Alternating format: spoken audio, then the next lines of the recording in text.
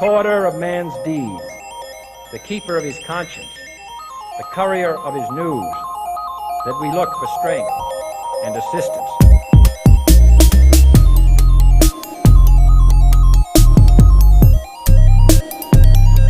Without debate, without criticism, no administration and no country can succeed, and no republic can survive. You know what I mean? That's the way you got to run.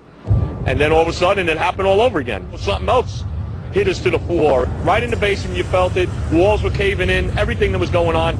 I mean, I know of people that got killed in the basement. I know of people that got broken legs in the basement. People that got reconstructive surgery because the walls hit them in the face. Engineer Mike Pecoraro in the 6th sub-basement found the parking garage and machine shop reduced to rubble.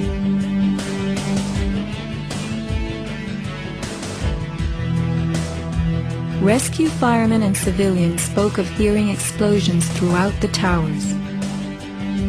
Firefighter Lou Caccioli told People magazine that as he and others evacuated workers, bombs were going off inside the building.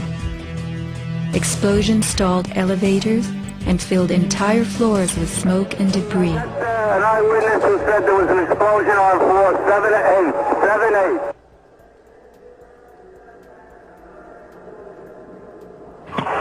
Warren Street because of the secondary explosion. We've got numerous people covered with dust from the secondary explosion. 1013 has had a major explosion and what appears to be a complete collapse surrounding the entire area.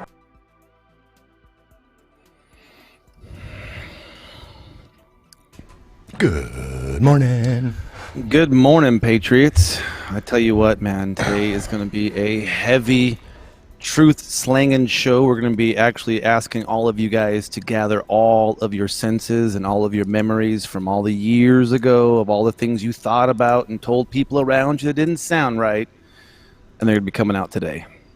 Yes. You gotta, it's weird because like we said, there was the people that were there that day working, and then there was like the first responders that came, which are the firefighters. And that is a very interesting video that all the firefighters, I mean, they all talk about bombs. These are the guys that were there. It's not the media that's telling you, oh, the person in the building and then the firefighter, what do they know? Listen to us. I'm CNN. There was no bombs. Here's the official story.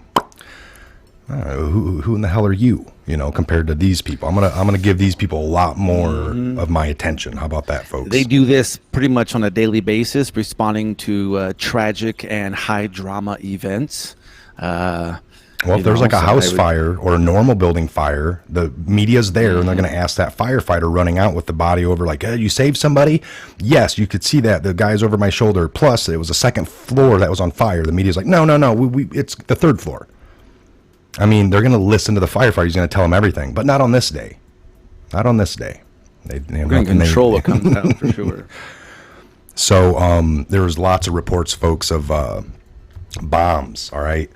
A lot of it has to be speculation. We'll probably never know, but the big thing that was found out that there was a lot of gold under Tower 2.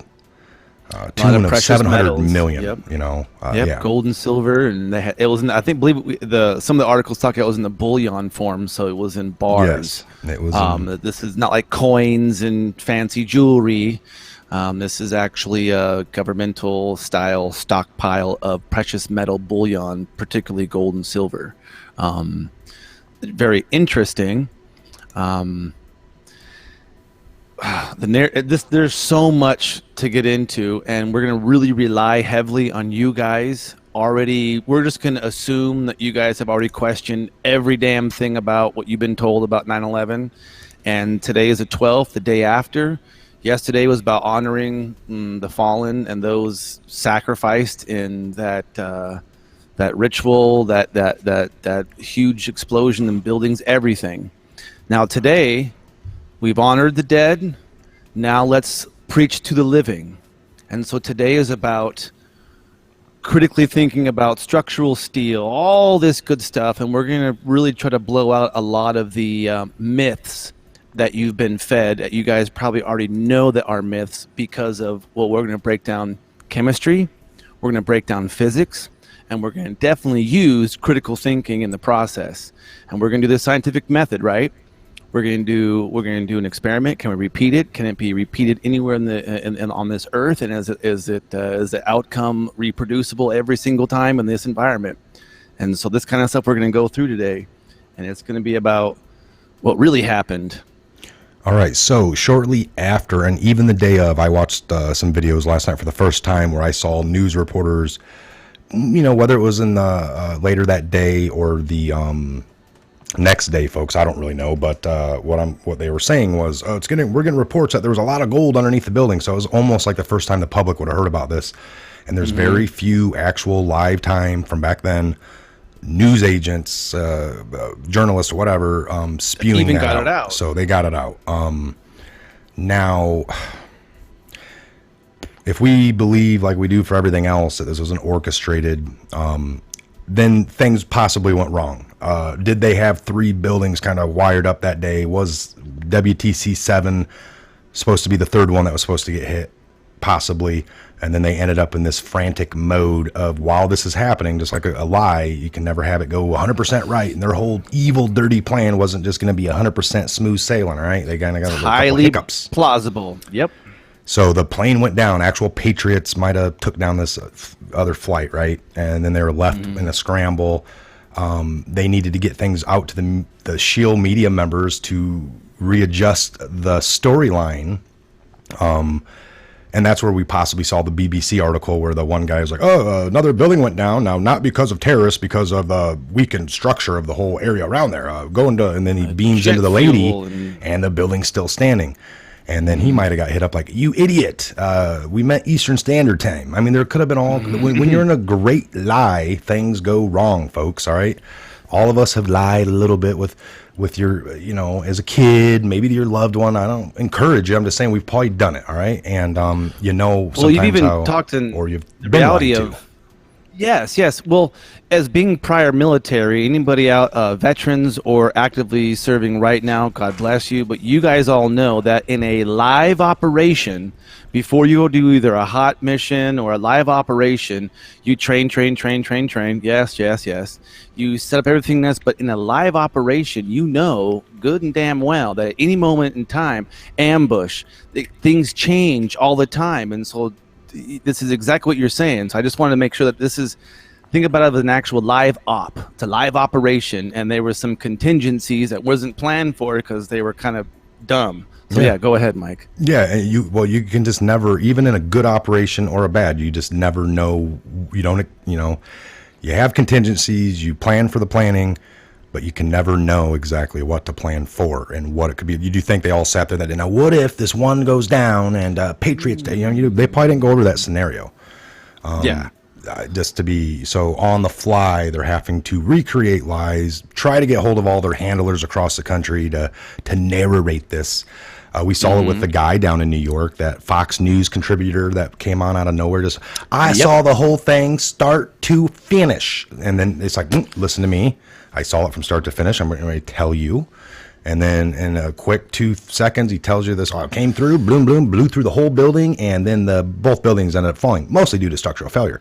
I mean, he's using these words to just get ahead in the media, isn't he, Ben? Like, is that he planted the seed? Well, and you talk about this, they're trying to depict, we talked this in Garage Talk, they're trying to show this contributor looks like an average person. He's, Harley Joe the shirt, plumber. look like you. Yeah, Harley. We're just a normal person, and here all of a sudden he becomes an expert in physics and how objects fall at high altitudes, and how there's something called terminal velocity. Anything with mass hits a certain terminal velocity because of the pressure in our atmosphere.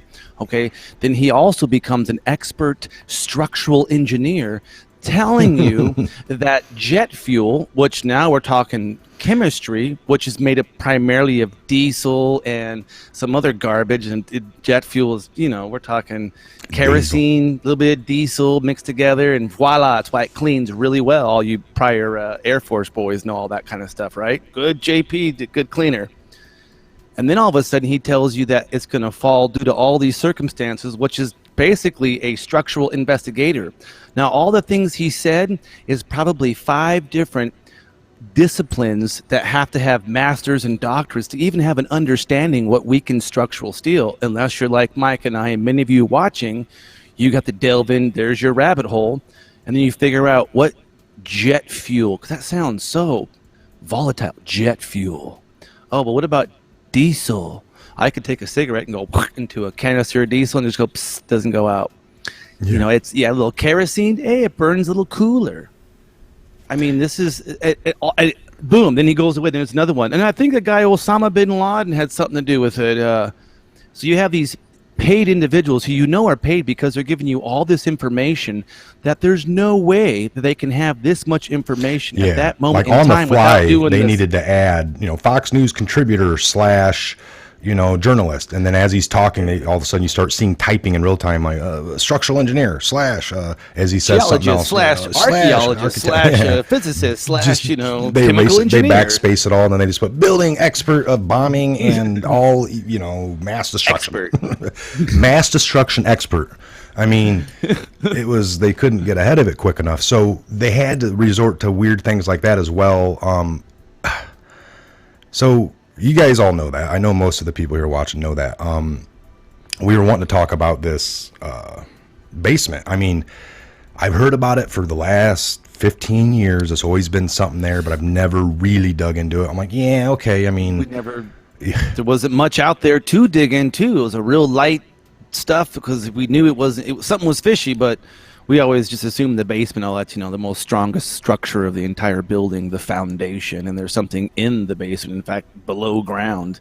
Yeah, you don't really think much, and all the first responders are talking about bombs going off. And by the way, anybody who has heard an explosion, you know what it sounds like. And you don't have to be some explosive expert. We've all heard explosions. You've heard air tanks blow up. You've heard the small explosions around your house. How about the 4th of July?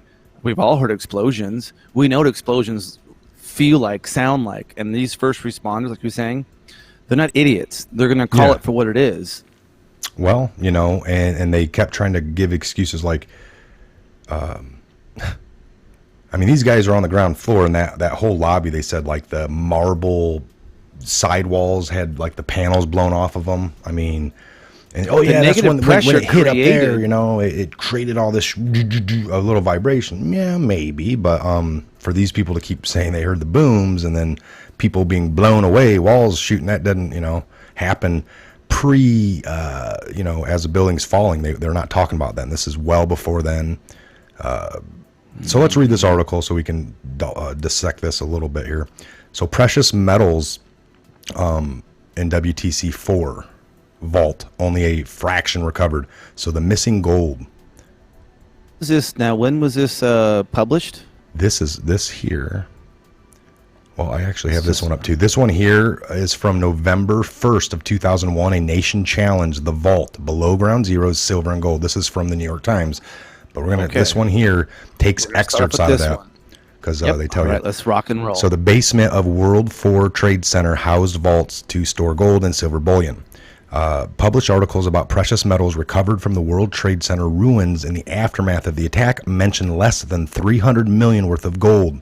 All reports appear to refer to a removal operation conducted in late October of 2001 on November 1st. Mayor Rudy Giuliani announced that more than 230 million worth of gold and silver bars that had been stored in a bomb-proof vault had been recovered, a New York Times article contained. Two Brink trucks were at ground zero on Wednesday to start hauling away 200 million in gold and silver that the Bank of Nova Scotia had stored in a vault under the Trade Center. A team of 30 firefighters and police officers are helping to move the metals, a task that can be measured practically down to the flake, but that has been rounded off to 379,036 ounces of gold and 29,942,619 ounces of silver. Reports describing that the contents of the vaults before the attack suggest that nearly 1 billion in precious metals were stored in the vaults, a figure of 650 million in a National Real Estate Investor article published after the attack is apparently based on pre-attack reports. So they were already in the middle of making that. So unknown to most people at the time, 650 million in gold and silver were being kept in a special vault 4 floors below World Trade Center 2 or World Trade Center. An article on Times Online giving the rundown is right here. So we'll stop right there for a minute. So this is, I mean, this is just basically the companies within the World Trade Center Tower 4. You got the COMEX Metals, the COMEX clients, and the clients could be who knows what, Bank of Nova Scotia. So like, again, these people don't deal in paper. If you understand how the real economy works in the underground, how these people who own the banks and how they run its assets, and the only physical asset you can take is precious metals. And so they're basically, we're storing for you. This happens all the time in different places in America, small banks, big banks. But if they said at one point in time there was an estimated 1 billion, and they're only saying 400 million, 400 this billion, you're talking 1 billion is like 999,999,000, and I mean, that's a huge number. And the gold, it was only in the hundreds of thousands of bullion, very precious gold. The silver was almost, what they report to us, almost 30 million bars. 30 million bars. Now you're talking, I know that an ounce of gold, or let's just say, one bar, I guess, that's like a couple. It's like a couple thousand pounds, right? One bar, or however much they do the gold, or sometimes obviously they'll put it in probably small, like, oh, these things weigh 200 pounds a piece because they're for easily, and we can put them on carts. Whatever it is, it's like that's not a small task to move precious metals of that magnitude. No, that's so they already had the Brinks trucks going, and they already had all the little ways. And where were they taking it back to? The Bank of Nova Scotia? These other banks? Are you serious? Nova Scotia? Well, how are they going to get it there? They're just going to go truck it through the country, then little port out there, and go bloop, bloop, back up there to Canada or whatever. It's like, what's going on? How is it going to get there? Well, it'll just go to a different site. So this interesting that it was 4 floors beneath the actual World Trade Center Tower. So this vault was definitely quote unquote bomb proof, right? This was the vault had to be deep enough to where if the building above ever there was a catastrophe, there was a cataclysmic disaster, that this vault would be shielded. It's almost like these deep underground bases, and we know of a few of them, like in the Cheyenne Mountain in Colorado Springs, Colorado, that they have such thick bedrock around them that, you know, it's like they're kind of shielded from this stuff. And now they're telling us that jet fuel weakens steel, the building falls, and all of a sudden there's a huge, massive effort to get this precious metal out the front door so everybody can see. Like, do you, the fourth floor, you know, they have different entrances and exits to get out of that vault in an unsecured and a secured manner. Anybody knows, you walk into a room, you know your exits, your entrances. Where do I get out? Where's my escape hatches? And you're going to tell me the only thing they had in that vault was the front door, was the only way to get in and out? I highly, highly doubt that. When you're dealing that much gold and silver, you have the money to actually dig holes pretty good for getting all that out the back door that nobody can see. Okay, so there was also reports of scorch marks on the doors going into the safe. It's crazy. Let me see if I can find this here. So okay, yeah. Why is JP Morgan's gold vault the largest in the world?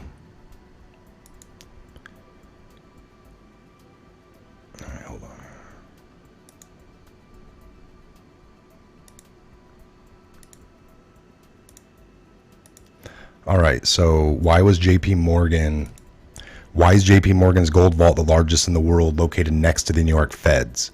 When 2 weeks ago we expressed this, folks, or this is what they're saying in this article, here to the secret location of JP Morgan's London's gold vault, located under the firm's massive L-shaped office complex at 60 Victoria Embankment. What about New York? After all, while London is legacy, see if this gets in here. World Trades. No, that's just the one in New York that we know about. That's under the JP Morgan with the secret tunnel. So here's what we know about Vault 7. 9/11 was an inside job. Disappeared gold, palladium, platinum, and maybe other forms of money stored under WTC, taken through a tunnel system. Then there's that whole article that we were there. Nuclear tunnel boring machines used to waste rock line. Vault 7 may also refer to a project to live underground with no resources from topside. I don't know if this guy's kind of writing here. All right, so a nation challenged the vault. This one here, and I can't seem to get into. I just scrubbed my, I don't know. They want you to create a goddamn account. About 2 weeks ago, a security team spotted scorch marks on a basement door below 4 World Trade Center on the east side of the ruined complex, according to officials. Now, just me hearing that little small excerpt leads me to believe that there were scorch marks on the door. Okay, so these doors, I would probably assume they're, 5-6 feet thick of steel. They're concrete. These things are designed this amount of wealth. I don't think a little bit of blasting the old doors like the old movies tell us. Or what if they did blast the doors open, took all the precious metals and just closed the door behind them and like, all right, we see there was an attempt, but we're all good. All right, we're good to go. Hey, Bill, did anybody check inside the vault to make sure we're still good? Yeah. And like we said, we can only speculate, but with all these reports of the first responders being in there, and they did a whole video talking about, wow, it already got hit. That's why we were even there. First building gets hit. They get called. They're there. They're running operations out of the lobby. Bombs are going off in the lobby. Boom, and it's what the heck is going on here? They're just hearing things. No, there was stuff going off in the basement. There's too many reports of this to just, of course, we didn't get a good investigation into it. But, yes.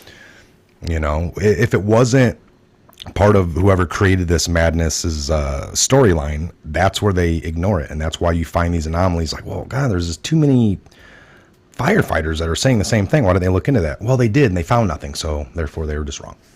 And people run with that. Like, okay. So these they're good enough to put out the fire. We trust them on that, but when it comes to listening and telling us Yeah, things, we trust them to save our lives every day on fires and taking care of us and doing their job and being, patriots. Because, I mean, let's face it, police officers and firefighters and, guy EMS, can say, I went to go run up the stairwell and the guy with a gun was right there. No, he wasn't. It's like, you'd have to believe him. Yes, that's what he says. He says there's a guy with a gun, so you're not coming up here with a hose.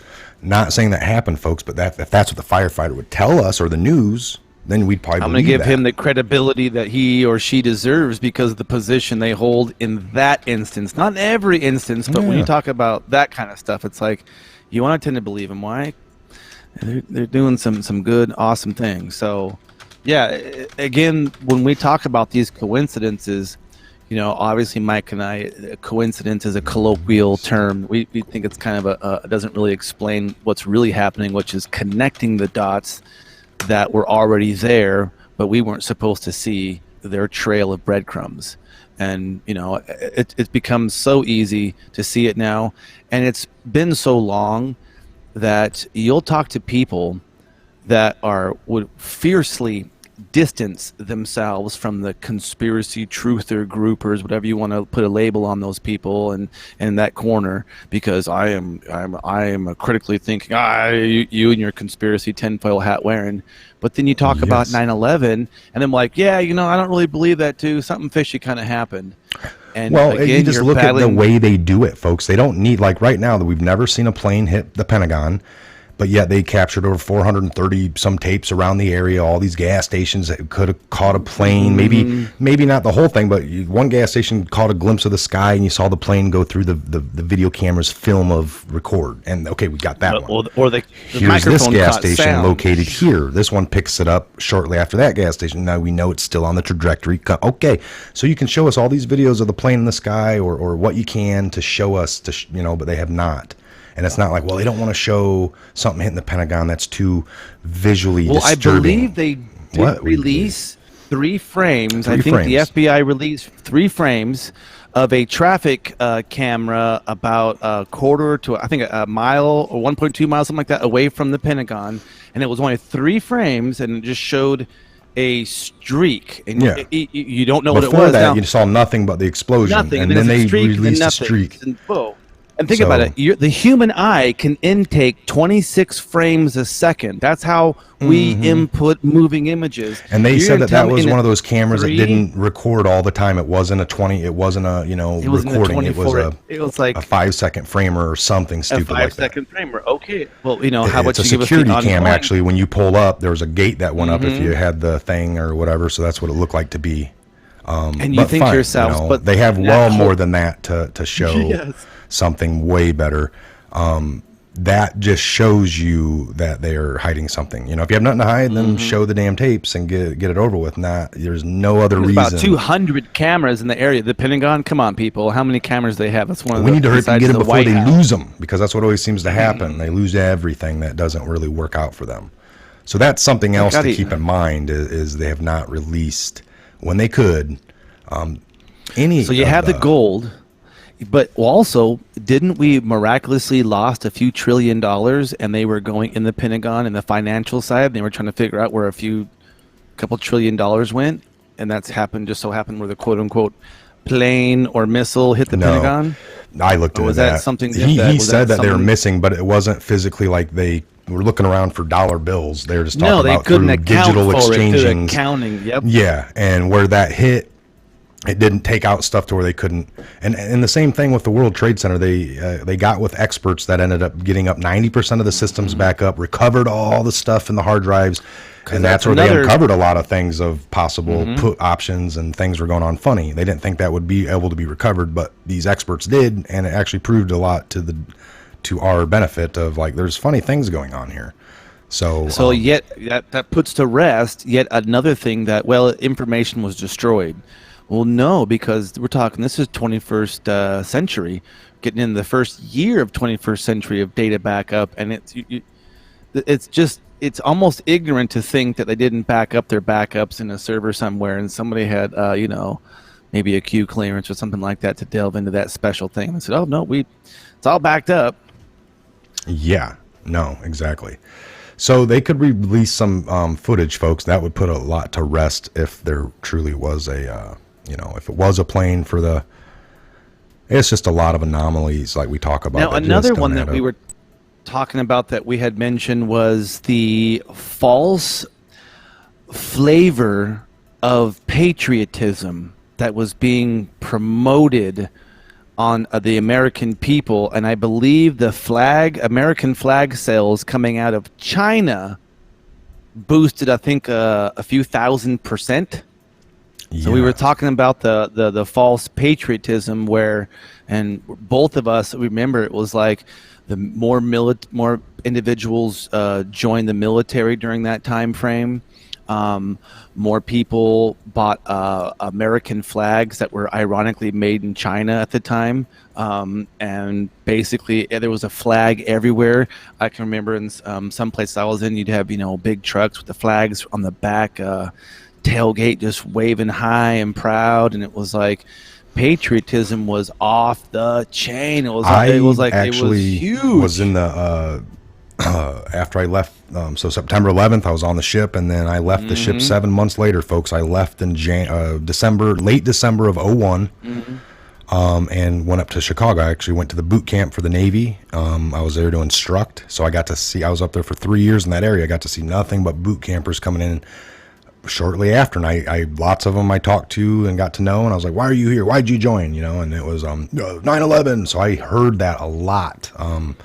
So that was similar to like Pearl Harbor, folks. All right. Day before Pearl Harbor happened, they were trying to push this to get the people behind to go to war. And 80% of the country did not want that war. No. And no matter what they pitched, how they did it. Right. So then they create this issue or something like this happened.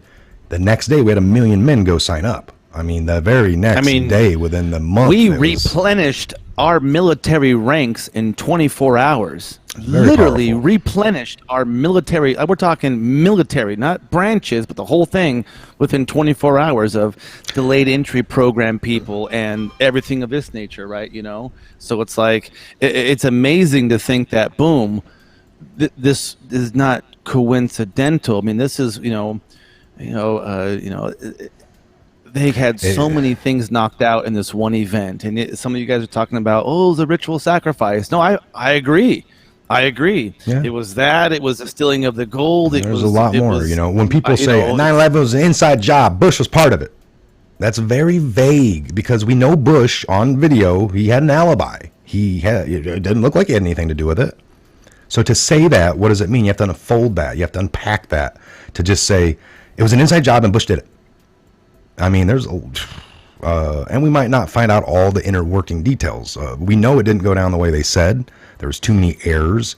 Time and time again, it's really upsetting because you see these, before this, all the other events, very similar with Oklahoma. And every time it seems to be that the FBI is muddling around. They have some kind of inside guy working with the main masterminds. And we're going to find the same thing out with 9/11. That we already know. I mean, yesterday they were blasting at like 4 o'clock. I was walking through and the TV was on and they had something on Oklahoma, and the reporter was going through, and then McVeigh left there and drove, and then on this day he arrived in Oklahoma, and then they show him like the reenactment showed a guy lighting like a firecracker, and he's like, then he lit the fuse and he throws a firecracker, and then McVeigh walks away, and then boom, then they go right into the sad showing the kids and now the real death. footage, and I'm like, whoa, what about any mention of this other guy? Well, that's not, they didn't even mention any of that great stuff of 25 people saying, the FBI guy that never went down. That within the first day of Oklahoma, they put out the thing. There's 2 people we're looking for. And then the next day it was like, no, we got our guy, McVeigh. He's a sole wolf. Did it all alone. And it's like, And for the American people to find out that you had an FBI guy actively engaging, promoting, probably planting all the ideas in this guy's head to radicalize him, because that's what it seems to be the case. Asset to begin with, and the FBI. The shit stops, man. This shit's got to stop, folks. This shit has got to stop. 1993, the same building for 9/11, they tried to take it down then. The FBI was there. The actual guy they were using got weary of the FBI when the FBI told him, you're going to actually sell a real bomb this time. And he goes, what? And he didn't want to, so he started recording the FBI guy. Had he had not done that, we would never have got that. It came out in the courts. And it's like, so then this guy sold a real one, and he still was told by the FBI, don't worry, this guy might check it out on the fly, so it needs to be real. And then the bomb went off. That guy's sitting at home like, holy shit, it actually fucking went off. And yes. So this is if that what you just talked about, the very first attempt on the World Trade Center. Look it I up, think folks. Building And 4. look into the court proceedings. And that is public documentation. And the thing is does the mainstream media tell you, oh, this happened before? Or how about they said this has never happened in history where an airplane hit a building? But yet, like in the early 90s in China, they had I think a 100, 200, 300 story high rise, and the plane hit on the side of it and it burned for like a month. And then they put it out and they rebuilt it. You can go there and it's fine. It looked like just a big giant steel structure up top, but down below. Yeah, we had 3 anomalies that day. For the first time in history, we had 3 buildings fall in their own footprint. Steel metal structure buildings fall into their own footprint, all on 9/11. So that's 3 things. We had planes vaporizing that day, but yet bodies not. We had just so many different anomalies. That just are the towers were not the leaning tower of Pisa has been coming down for a long time. And how does that fall down? That's the leaning tower of Pisa. It's been there for, I don't know what, maybe 800 years or something like that. These things come down. Ooh, perfect in their own footprint. Like, how pretty is that? I've seen that before when they were blowing stuff up in Vegas, when they're getting the mob out and getting more corporations in there, and they all you could see, demolition experts, people who actually dropped buildings, was like, that's amazing. In all my years and all my structural engineering, I've never seen a building happen. Well, I love to argue, but when this topic comes up, which it hasn't in years, but it's like, I let people put me through the whole, well, you got to understand, the one plane hit the tower, it wobbles that whole tower, it made it weak, Mike, and then the jet fuel burned hot, and on that 82nd floor, it melted it so bad up there that the whole building was able to crumble into dust.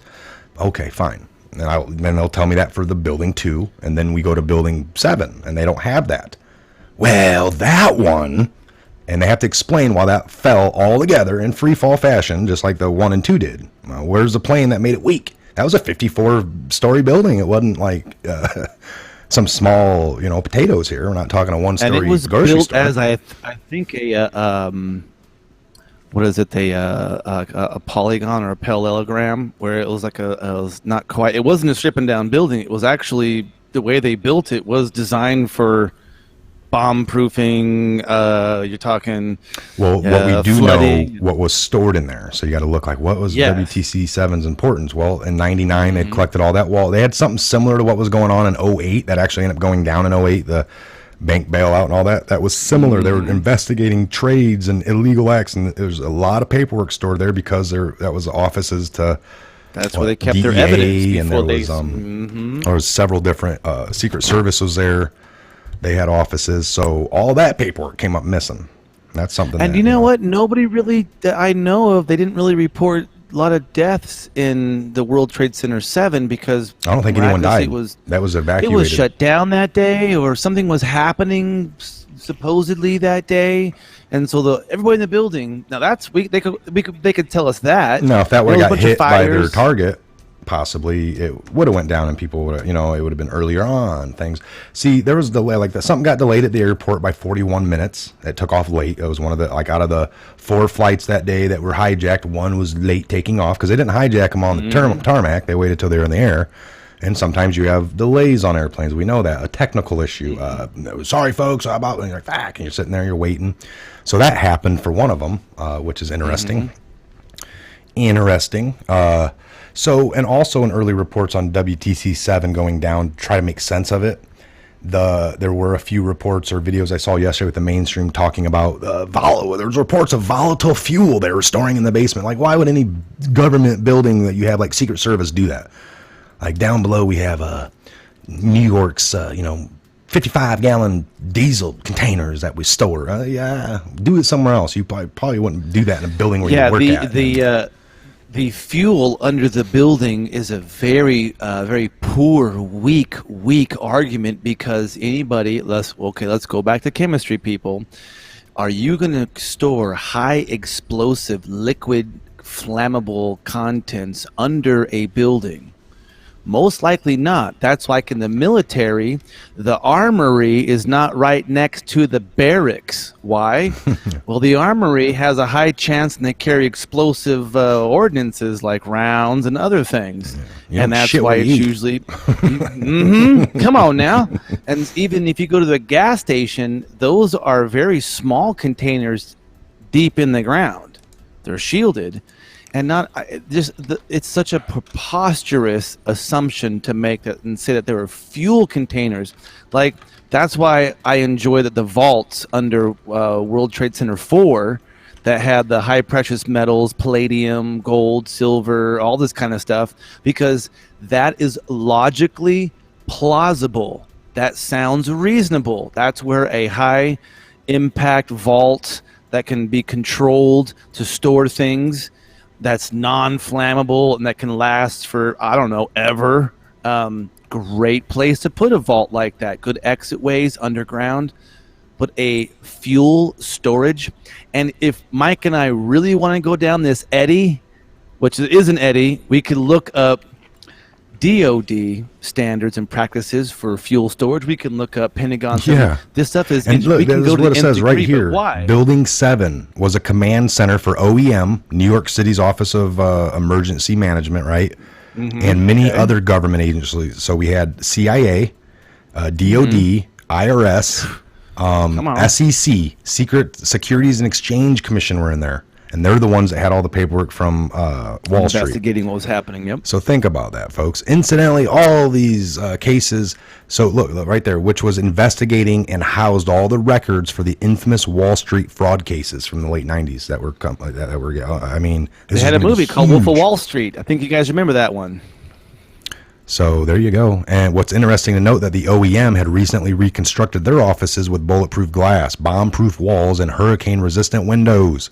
This office on the 23rd amazing. floor was installed with state-of-the-art military communications equipment and sophisticated logistical technology at a huge cost to the New York taxpayers. So Okay, then. this is just An office fire, and well, now they say things like volatile flames or volatile material. Again, these people and reporters are using terms and words they have no idea, because burning plastic out in your campfire is considered burning volatile material. yeah. It won't kill you, it just burn your think skin. about they know that Building 7 doesn't make sense. That's why, Oh. even in their own eyes, Building 1 and 2 couldn't have just been as much as they wanted to just light a bomb up and let it fall. They wanted to make it look like planes were hijacked. They wanted to blame an enemy, so they had to, That's here's how a you plane. start a war. Is Do. good, healthy false flag. So they Pearl even Harbor knew did it. I mean, to just light off a bomb. I mean, and blame somebody. not going to have would the been something. patriotic impact to draw at the Americans' heartstrings to join and fight and go to a foreign country and kill people for something they have no idea what they did, and they think that everybody's in Iraq and Afghanistan is evil because they all were a part of it. So And let's it's say like- you orchestrated this, Ben, and you knew that you had Building 1, 2, and 7 wired up, and when the planes hit, then you could hit your controlled demolition at it anytime shortly after, and then you can have this scenario. But if something didn't hit your Building 7, you still pretty much need to bring it down, because one of the main I'd still hit things, the you have button, this kapow. security thing going on with the securities and off of Wall Street, the securities And my firm. first step for doing that would be to control the public knowledge of the outcome, which basically means control the media. So Because what if that's the the plane first thing never that would hit hit it, really and that hard. building, you still end up hitting the button later that afternoon? Aren't you still going to pitch the same lie? I mean, you might change it a little bit. Of course. A plane didn't hit it now. Now I'm gonna quickly call my buddy, have him dig a hole and put a bunch of trash into a trash fire, and then do a quick shot and say, Patriots took him down. Now again, folks, this is not, we don't know what happened. We're not there. You weren't there. None of us were there. We're trying to critically walk this through now. So carry with on. So now we're gonna do a trash fire in the field we're going to say the plane went down, but we really don't know if the plane took off or left. There were some people on. They did make I guess a phone call or something.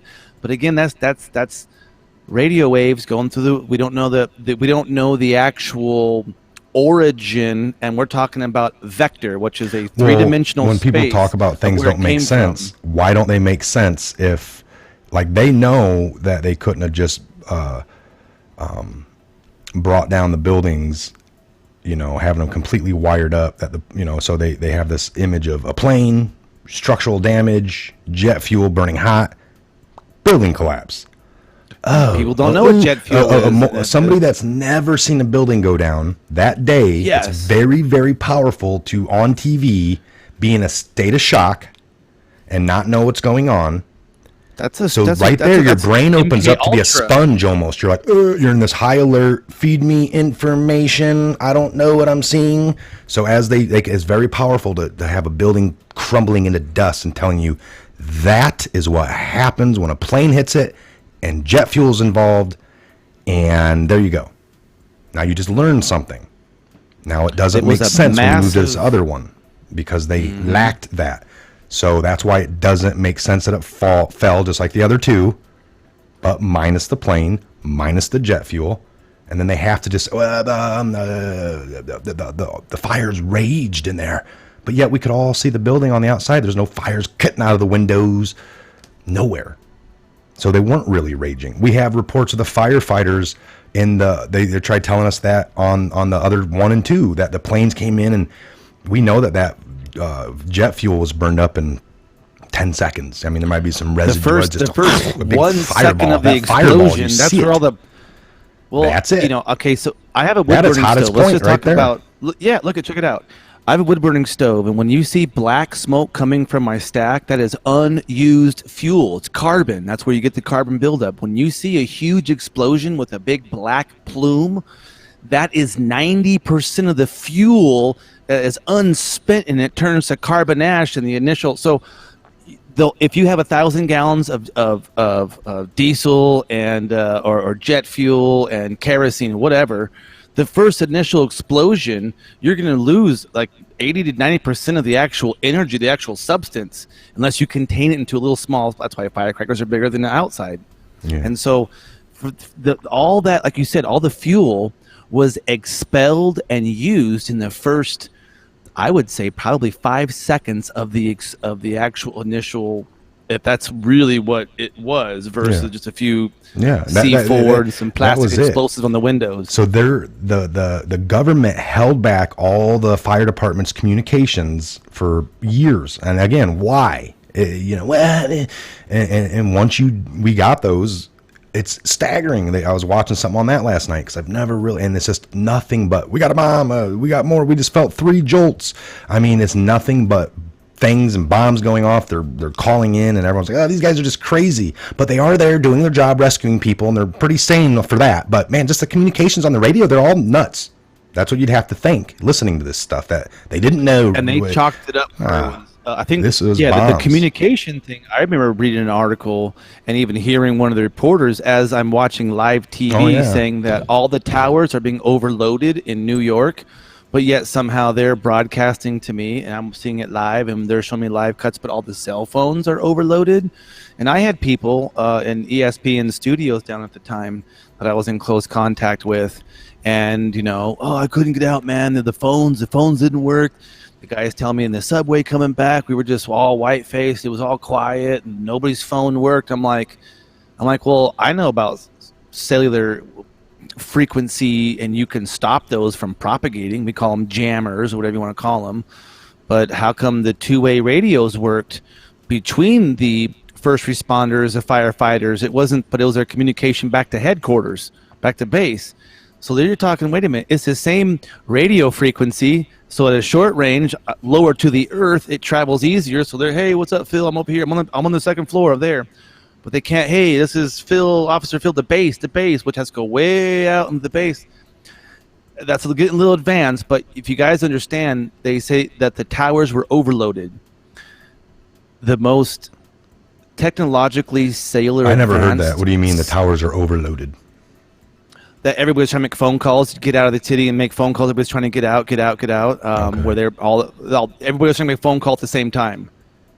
Gotcha. There was like a couple hours where So what did that have to do with, like, what is the point going towards on that? Well, That they because just couldn't the make first calls out? responders, like you said, couldn't get a hold of. They couldn't report back. There was No, lots of communication. they released all the. There's tons of it. They were having a released perfect it, time. They set up at stuff the in the time- lobby at the bottom of the towers, Tower 1 and 2. They had their firefighters, the chiefs, whatever, and they were radioing from through the building down to the lobby of the thing. With, I mean, if buildings fell everywhere and you had a walkie-talkie and I had one, that will always work. As far as a cell phone, I know for a fact if you have 2,000 or 3,000 people in one area, you can overload a tower.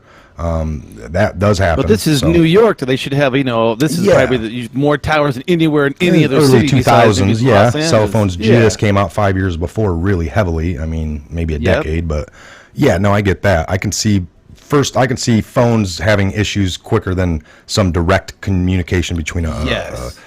But you see that there's this a narrative over everything where it wasn't getting through. People had a hard time communicating. Some guys saying the bombs, and everything involved was very chaotic, like planned chaos. I believe, obviously.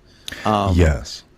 Okay. Well, anyway, I just got a little sidetracked there because we were talking about the firefighter and the one guy reporting up on the one floor where it hit that it was a very small fire, and he goes, "I got a plan." He radioed back, but we didn't get this for 3 years after the fact. But they had us believing that it was an incinerator up there burning, and it was burning to melt the steel. That's their whole narrative. And this actual tapes that they've released, this guy that charted up 76 floors through the steps and made it up there, he said, "Okay, I got an idea to attack this," and he had this whole plan. And it wasn't that big. There was 2 pockets of fires. It was specific on the radio. We got 2 pockets, and I think we can do it. Here's what we need to do. And but yet they had us thinking it was just an incinerator up there, and it was melting the metal. Volatile situations. That's how the building had to come down. So that's why would they hold all this? I understand they want to get in an investigation, you're going to look at all the evidence too, but just doesn't add up. Everything Not is when opposite. they put bomb-proof windows and hurricane-proof walls and high-end. Did it say anything about the fire dispersion safety spray system they installed on top of all this bomb-proofing and hurricaning stuff?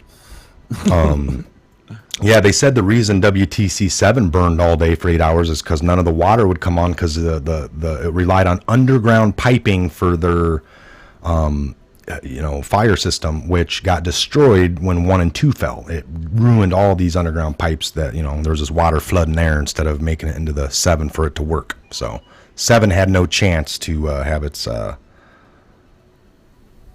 something. And you think such poor building codes, these things can go down by just small fires. I thought a lot of this stuff was like fire retardant material, the sprays, the insulation. I mean, I've been I threw some line in pulling cable in some of these commercial buildings back in the day, and you look up at these how they're built. It's like, man, the fire code for these buildings is super stringent. But man, I guess these ones that came down so quickly, it was like they were built of matches. And don't walk too fast. You could strike one of them, and it's gonna all go up in flames. And that steel, I tell you what. It's as malleable as copper. It will go up. I'm trying here. What's going on? Come on. And I mean, and again, we're not discounting the loss of life. This is why, we understood that's why we started to show up with this premise that we do honor and respect. And there was a massive thousands of patriots and individuals that lost their life that day, and we're not at all taking away from that. But massive loss of life happens. Unfortunately, this is going on for a long time. We could be saying the same thing about Pearl Harbor, and why are the ships taken out a week before, and they were in training, and I mean, there's just so many things that this is yet another one that we now have more information and we can break down. And I think, honestly, Mike, I think the public is a lot more ready, especially in light of what's happening with the Epstein thing and all this crazy stuff coming to light, that maybe the 9/11 thing wasn't really, they told us. How do you get into a pilot's locked cockpit with a box cutter? It's mind blowing. There must be magicians there, and it's a magic box cutter, and I mean like, the ones Yeah. I use only 1.5 inches that come out. I mean, you sure cut my arm off. I'll take you out.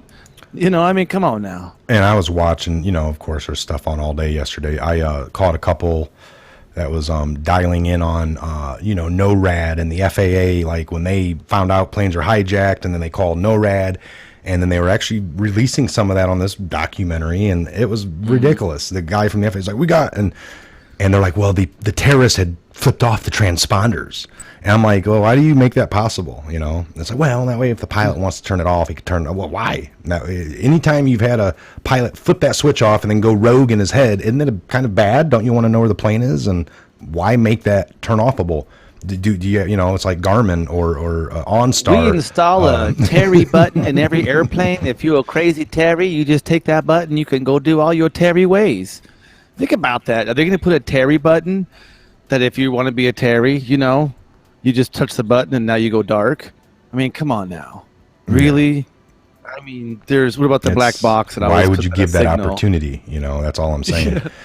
So other people talk about, well, when you're a pilot in a plane and all the electronical interferences, you need to have operational control over every aspect of the electronics. Okay, maybe. I don't know. I don't fly planes. But this seems a little weird, and that, So anyway, the FAA was able to identify it, but when they were telling NORAD's, they're like, where do we scramble? Like they're, and they didn't know. They were on the tarmac 8 more minutes because they were trying to figure out where to go to. And the guy kept telling, well, right now it's coming on the corner of New York and Pennsylvania, like trying to, and it was just that chaotic. But like you said, these guys with box cutters, fucking flawless, man. We had the biggest intelligence gathering, the biggest budget, tax dollars sucker for the 50 freaking years of this country, and they couldn't stop this. NORAD was crazy, couldn't figure out to talk to the guy. They couldn't, but yet these guys with the box cutters had it all under control. And they penetrated the most securest airspace on God's created earth. I mean, this thing is like a silo that goes up to the heavens. You don't get in that airspace. People don't understand that. And I don't fly either, but I've been on enough airplanes, and I've talked to some Air Force boys. I understand vectors, it's 3-dimensional stuff, and not, and there's airspace that you even get close to, and you automatically got jets scrambled up. Hey, we're going to shoot you down. I mean, but yet these guys who they tell us barely learned to fly at some amateur flying school, and they did a corkscrew, and I believe there was another individual, I don't remember his channel, but he had come out and he actually charted the path of what the supposed airplanes took, and it looked like a bunch of scribbles all over around where the Twin Towers was, where the Pentagon. It looks like these guys flew all over and turned around, and it's like, I know driving an 18-wheeler is a lot different than driving a smart car. I understand the difference of the mass and what you're doing. You got to do things sooner. Nobody thought they're going to be missiles, 757s or 47s or 797s, whatever they were. And they perfectly flew them in. I mean, a space that was like as wide as the airplane. I mean, it's even the statistics tell you that the rarity or the small percentage of an airplane actually hitting a high-rise building is super. You have to actually aim for it and be a precise tailwinds. What am I doing? Flaps down, flaps up. Am I coming down low and slow or high and fast? Well, and off the government's own released of the flight paths, the one for DC shows this crazy loop-de-loop, and most pilots that are seasoned Vietnam vet into the private sector for the last 30 years after, they were like, no, that's impossible maneuvers. And then they talk about how close they would have been flying inches from the ground coming in on that Pentagon. The footage we show, which I'm not sure how wide that is, we'd have to, get that exact thing and do it. But I'm looking like there's seen quite a bit of. Where they tell us the camera footage, those 3 frames came from, was on a lamp pole. Lamp poles are what, 20, 25 feet in the air? Yeah. So it's, like they said, the whole plane engulfed into that certain size hole, 23-foot wide hole. The wings and everything must have flipped back on the plane, and everything went in there and just disintegrated. Then they're like, no, there was some stuff on the lawn, and the parts that they show definitely weren't. Even came from different airplanes. Like Yeah, the landing the- gear the was from a engine 7 didn't something, match and up the engine was a Royal Royce version 4 that came from the smaller plane. it went It's to like, a different plane. It's like, is that man, the trash they- pile you guys created too? You just do some trash out there. Now you're just throwing some That's what they garbage say. parts out Like here. in Pennsylvania, that like a C-130 must have flew over and opened some things, and dropped trash, and then it kept going. And that's what it was kind of there. Just some trash. It looked like something. Well, the funny thing is I know the coroner's report, and again, this is another small eddy if you want to get into, but look at the coroner's report. When they called the coroner out to the supposed plane crash in Pennsylvania, and he didn't find any bodies. Oh yeah, he said my job Now- really quickly turned to something else Let's do because it. there were no bodies. All right. Not a There were drop no of bodies. blood. They didn't see one Not drop of nothing. blood. That's why I call it a trash fire, people. And It's they're a like, trash "Dang fire. it, Ben, this plane slammed into the earth at 550 mile an hour. Other plane wreckages that have gone down were only at 300 or 400. So that's why there's a lot of the plane left and the engines. This one was 100 mile an hour or faster into the earth. So therefore disintegration happens, right? It's called kinetic force. The soil was sandy. It had a low clay. It rained intake, that morning, and so all right. it rained that morning. It was real. We call it a slippery hole. That it's just real. It's a real slippery one. I'm like, So yeah, there you like go, your folks. tongue, my friend. There are a lot of conspiracies we've looked at. I mean, and then we talk about, what about the people? There might not have been some on. I'm not saying that people didn't die in the planes. I know some people probably know some people that have, but some of these other planes we were talking about, they might have not ever existed. I don't know. Again, like Mike and I always say, we try to connect. We weren't there. How do we truly know? They said there were some phone calls from 4,005. But yeah, feet look up at in those there, released. Something. The one was like, the one call is like, hi, or hey honey, this is, or something is like, I'm on the plane. It's getting hijacked. Again, I'm on the plane calling you from the plane. I'm on the Said it plane. 4 times. I'm here. It's like, or hey mom, this is Nick Mahoney. Like, said his name. Well, who says that to their mom? It's Nick. Nick Yes. Andrews? It's like, huh? Oh, like he didn't know. She didn't know at first when he said Nick, her son, but once he said the John last Jacob name, Smith, Mom. then Don't he you got remember it. me? Yes. It's me, Ma. I'm on a Smith. plane. Smith Getting John. hijacked. Yeah. I'm on a plane. The plane, Ma. It's a little odd, for sure. So, How can we prove where the phone call came from? Was it on the ground? I don't get reception on my cell phone when I'm in the airplane, even when I'm descending. Do you know why? Well, it's a big giant Faraday cage. You're in an aluminum cylinder. how And look at about what a Faraday cage is? You'll like that. if you just look into who was headhunting and in charge of most of operations of this getting looked into, you're going to find the names Mueller and Comey. That's all you really need to know. Interesting. They were the two there all around this, and they disputed anytime something came up with the Saudis' involvement, when paper trails would go back, they'd block it, stop it. So They had They're- operational control. They were Yeah. the heavy handers on this one.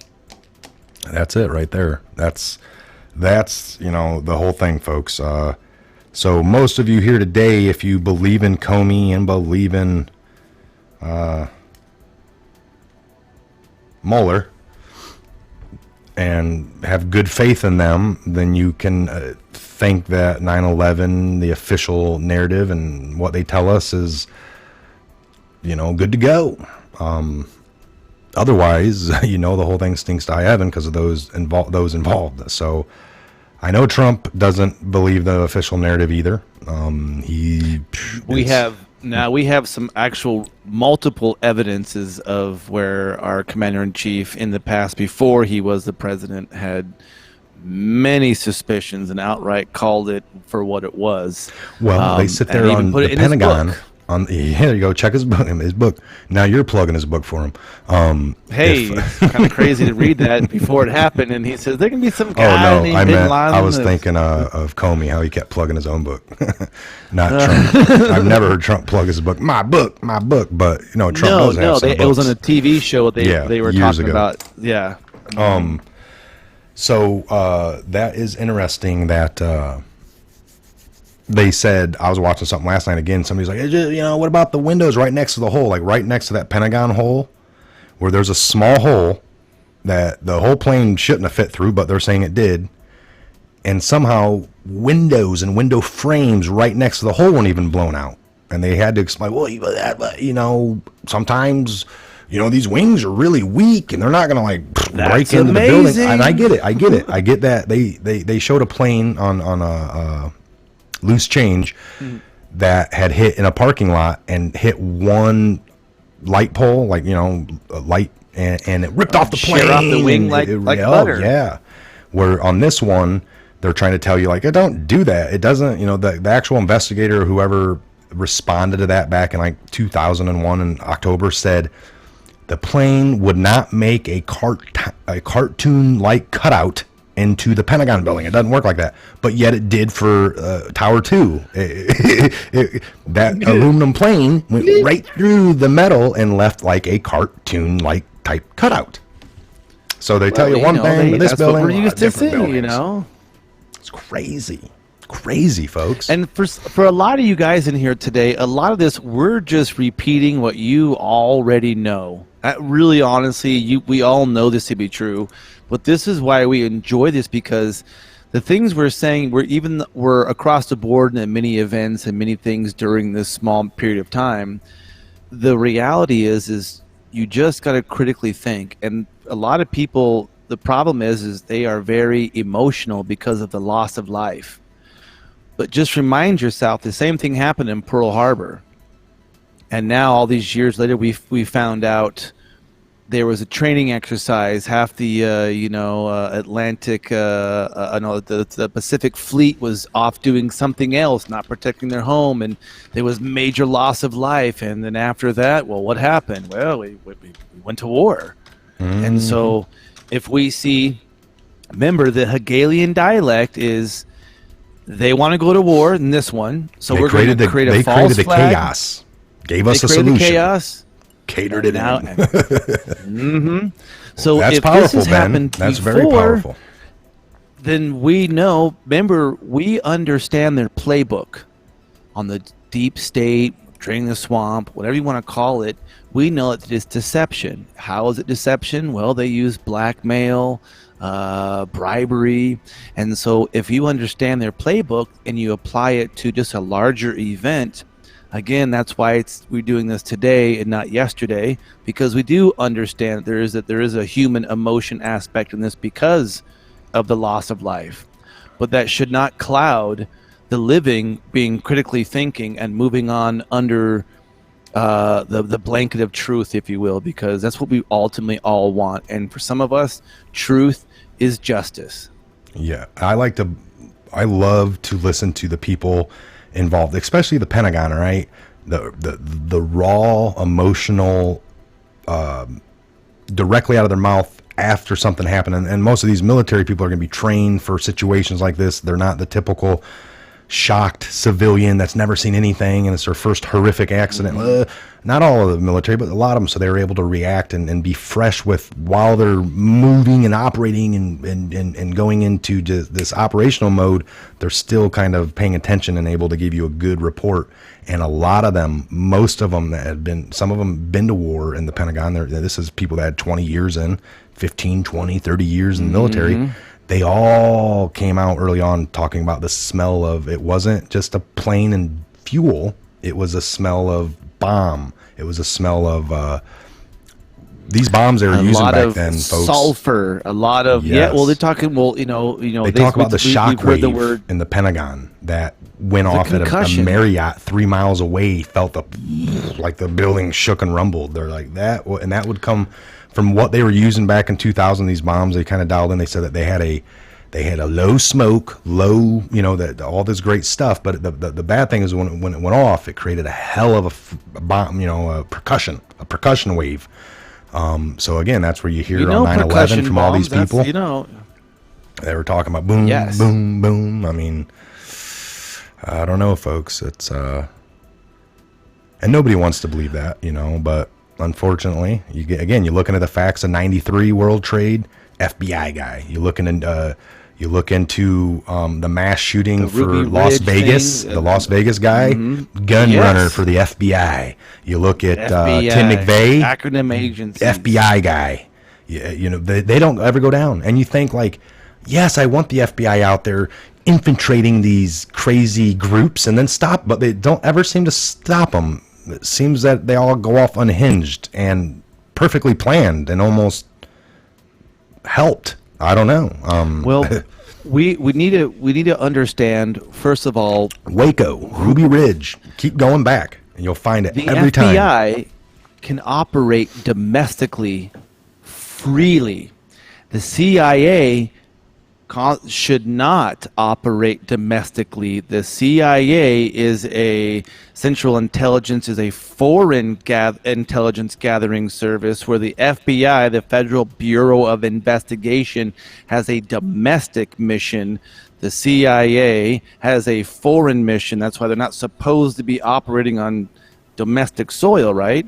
Well, So if FBI you can. think of the FBI was involved CIA in. FBI can operate. So you think of the CIA with the FBI kind of cloaking them around here, and who knows if the NSA is combing this all around here. I mean, we have no idea who's truly involved and how deep it really goes, but we do know with all of the false and very easily provable false narratives and evidence that it's not what they tell us. And if that's the only thing you come away with this, is that you just say, you know what, I don't know what happened, but I can guarantee you it's not what they tell me. Then Yeah. already you are hundreds of steps ahead of that person who's like, I guess it was box cutters. That's a huge thing, because most people, not saying that they stick to the government narrative or the official narrative that comes out from the media, they take comfort in it because it sounds good. It's, my government isn't out here to do bad things, and they love me, and I'm safe, and I'm going to sleep good tonight. So that's what they want. So yeah, you know, it's kind of like, well, don't be so naive. You know, government doesn't love you, and you're not safe. But no, I get it why most people want to stick to that. They do not want to think. You know, I mean, that's most people. These are And good then you people that have run the country, cognitive man. All right, and they have your best interest in mind. And they love you, and you better love them back. Better. So we're gonna listen to this again. You know what I mean? That's the way you got to run. And then all of a sudden it happened all over again. Something else hit us to the floor. Right in the basement, you felt it. Walls were caving in. Everything that was going on. I mean, I know of people that got killed in the basement. I know of people that got broken legs in the basement. People that got reconstructive surgery because the walls hit them in the face. Engineer Mike Pecoraro in the 6th sub-basement found the parking garage and machine shop reduced to rubble.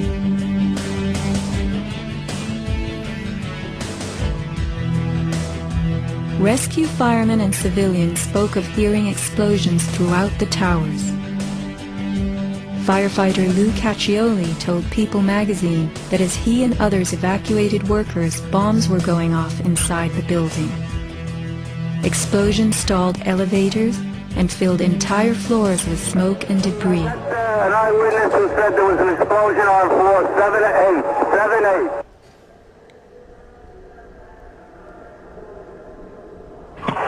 Warren Street because of the secondary explosion. We've got numerous people covered with dust from the secondary explosion. 1013, has had a major explosion and what appears to be a complete collapse surrounding the entire area. Think about it, folks. These people are telling you what's happening moment by moment. As people are coming down, we're hearing multiple explosions. We have explosions on the 78th floor, 7-8. Do you see the tone in this individual's voice when they're showing us the playback of when they're actually communicating? They're not screaming and going and crying and freaking out, are they? They're being methodical. They know there's a situation. They're trying to communicate and let everybody know what's happening. That's what their job is. And so if they're saying secondary explosion, this is happening, there's this happening, I would tend to believe them way more than the fake news, which was provably fake, than the shills that came on the fake news pretending to be an expert in like five they weren't fields that there. you need to go to school for 20 years for. That's what I want to always Exactly. say is like, you know, you have an event happen and that's the people that are there. And then you call the police or the responders. That's how they come after the bomb goes off. So they have the job of going around and talking like, what happened? What did you see? And now you're gathering. So if you have a lot of people saying one thing, The whole building just collapsed. that's something you got to keep in mind, you know. So we've all seen lots of that, but you know, they held everything back for years just because that's critical when you're trying to control the narrative. Isn't it been like, well, show us the tape of the Pentagon getting hit, release the tapes of the firefighters talking. It's like, nah, they're going to wait 6 years to release this little thing and then 5 years to release a little bit footage of that. By then it's almost like, The lie has solidified, and you will always remember the day that Osama bin Laden took down the Twin Towers, because Yeah. that's what was been burned. and you into argue your with somebody minds. yourself, maybe you were there and you're like, there was a bomb or something, and they're like, nah, media didn't tell me that. You're like, I know, but I was there and the bomb went off right next to me. Well, I didn't hear it on the news, man. Go away. 6 Didn't years happen, later, yeah. it comes out and it's like, there was a bomb there. And now you can go back to these people and like, oh, fact, wow, it was interesting. multiple.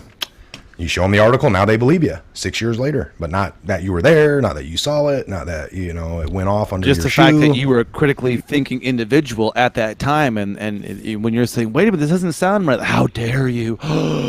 You saying that all the reports that bin Laden didn't do it? And you can also How look could up the guy do it on dialysis machine in the cave somewhere? a CIA guy on his deathbed 2 summers ago confessed to wiring up Building 7 for about 5 years that's before Building 7 ever went down.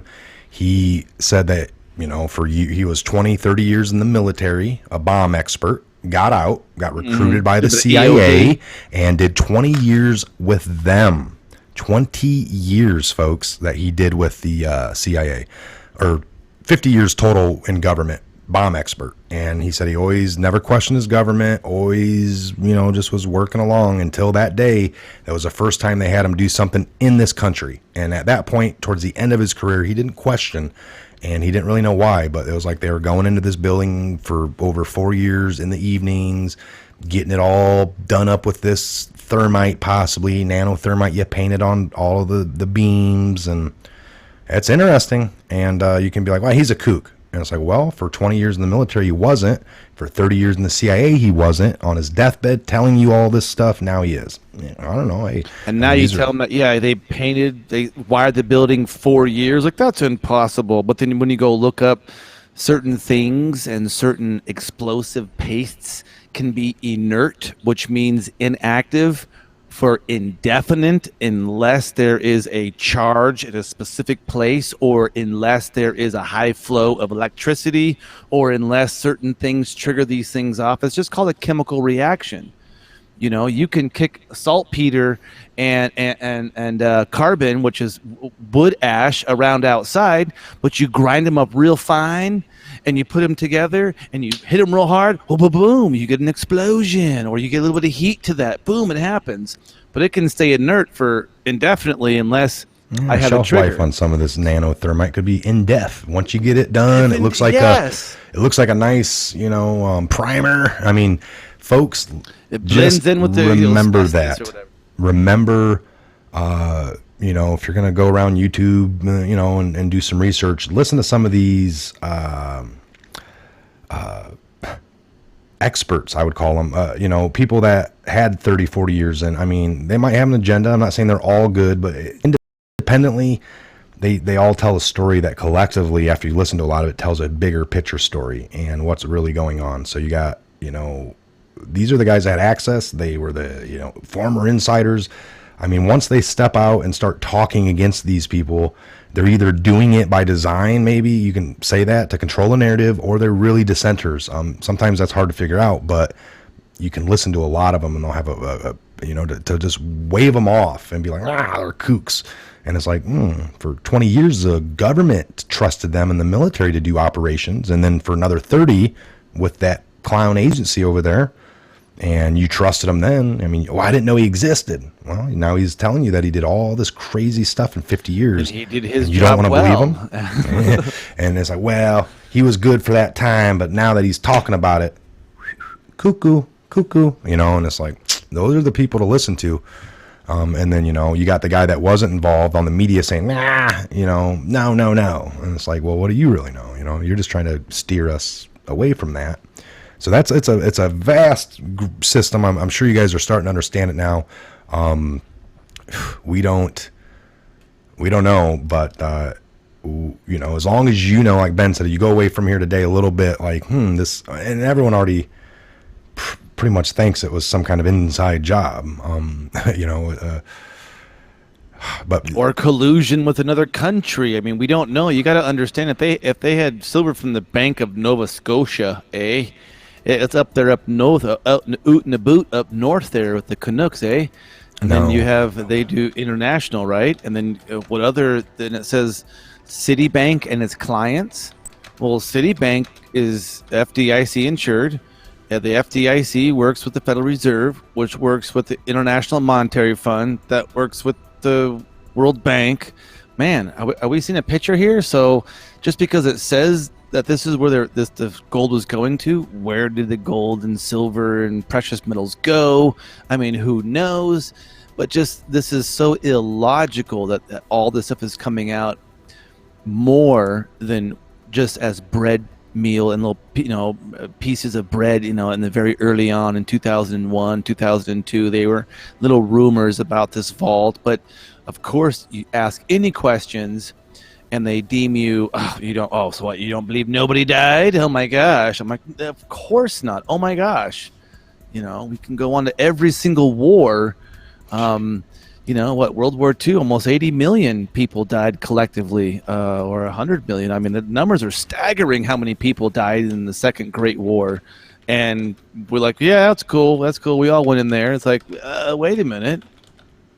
This happens, and you're like, yeah, that's cool too, man. Yeah, box cutters, plane, man. Pretty crazy. Yeah. Like, you know, I didn't know airplane grade aluminum can, you know, punch through, you know, structural steel, like, you know, a hot knife through butter. That's amazing. In all my physics experiments and the classes I've taken when it comes to metal and the Mohs hardness scale when it comes to minerals and heavy metals versus soft metals, and I guess the geology I'm passionate about. I guess all that I'm wrong, and all the other stuff I have at home that I can test is right, but yet that was really interesting steel. I mean, it just, if you question, that's what Mike and I always want you to do, because what do we always say?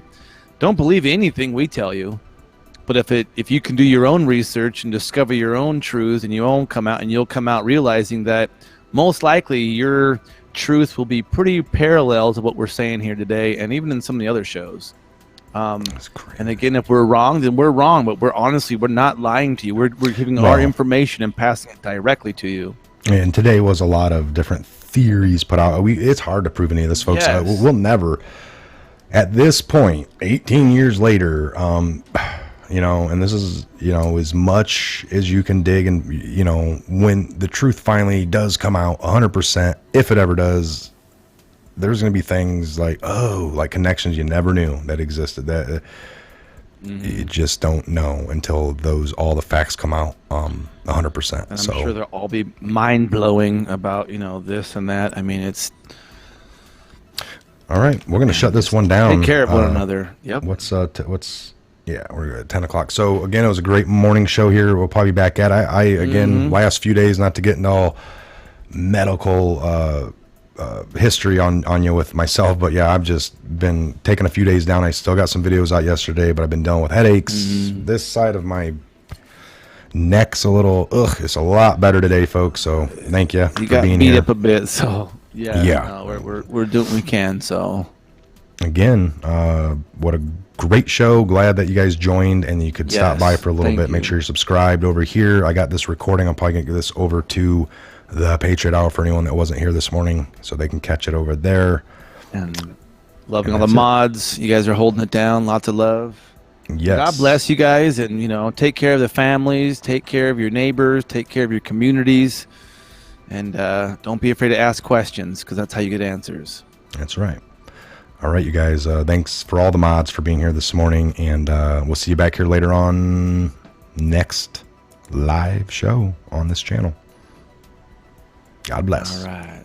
So it is to the printing press, to the recorder of man's deeds, the keeper of his conscience, the courier of his news, that we look for strength and assistance. We was in the explosion. We was in the lobby and the third explosion, the whole lobby collapsed on us. What was it like? What was it like? Horrible. It's like hell. You don't want to know. The whole building just collapsed on us inside the lobby. Is that a secondary explosion? Yes, it was. That was the planet probably. Yeah, definitely secondary explosion. We was inside waiting to go upstairs, and on the way upstairs, the whole fucking thing blew. And we just collapsed on everybody inside the lobby. similar to the first tower coming down, secondary. I don't know about the first one, but I know the second one was terrible. Then there was a third one too after that one. Third explosion after that. That's right. Everybody was inside the building, waiting to go upstairs. And they just let loose. Everything just let loose inside the building. So what you told me is that there was a plane or whatever hit the building, then a secondary explosion. It was like 3 explosions after that. We came in after the fire. We came when the fire was going on already. We was in the staging area inside the building, waiting to go upstairs. And they exploded. The whole lobby collapsed on the lobby inside. And it's just mayhem after that. Everybody tried to make their way out. Just trying to help all the brothers get out. A lot of people trapped inside and everything. People don't understand. There may be more. Any one of these fucking buildings can blow up. This ain't done yet. We made it outside. We made it about a block. We made it at least 2 blocks, and we started running. Floor by floor, instead of popping out. It was if they had detonated. Yeah, if detonated, they were planned to take down a building. Boom, boom, boom, boom, boom, boom, boom, boom. All the way down. I was watching it and running. Just ran up West Street. And then you just sort of this cloud of shit chasing you down. Couldn't outrun it. West Street. I couldn't outrun it. So what'd you do? I jumped behind a battalion car, I hit under the car, I was waiting to die. Ashley Banfield is on the phone with us again from Lower Manhattan with more on what is still burning there. Ashley? Brian, I can no longer hear you, but I just want to reiterate for you, if we can zoom in past me, that building right there, the brown building, the tall one, is number 7 World Trade Center. I've heard several reports from several different officers now that that is the building that is going to go down next. In fact, one officer told me they're just waiting for that to come down at this point.